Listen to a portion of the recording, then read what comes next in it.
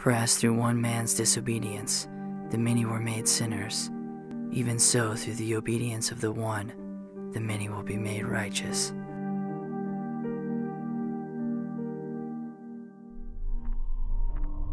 Ever since I was old enough to read books on philosophy, I have been intrigued by the discussions on the nature of man.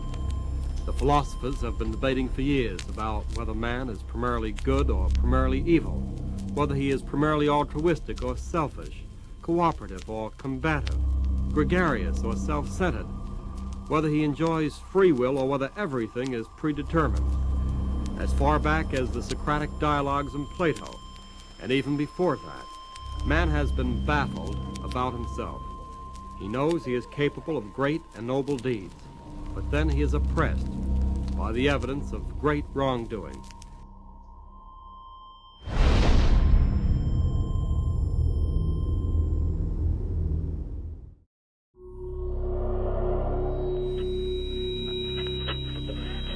Fighting in the Democratic Republic of Congo is causing a worsening humanitarian crisis. An estimated 800,000 people have been forced to leave their homes in North Kivu province.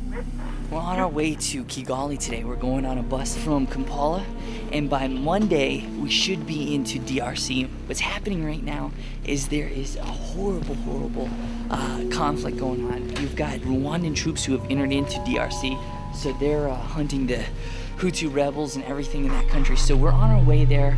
Churches are waiting for us there. DRC, every time we get near it, always seems to erupt in war.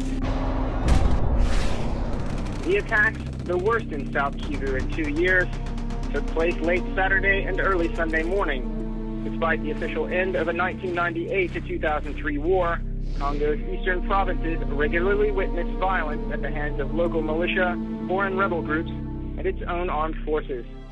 Joe Bavier for VOA News, Kinshasa. War. Out in those hot, humid jungles, it was as common as farming. Goma was always the name you heard when things flared up. But what was the real cause of all this death? Destruction. Suffering. Back home, you read about conflicts like this on page 22 of the Times. And the only thing people can say is, well, that's Africa. But isn't there something more? Something that would tell us why people suffered, not only here, but around the world. We set out on this quest not to find the answers, but to explain it. And our first destination was the Democratic Republic of the Congo.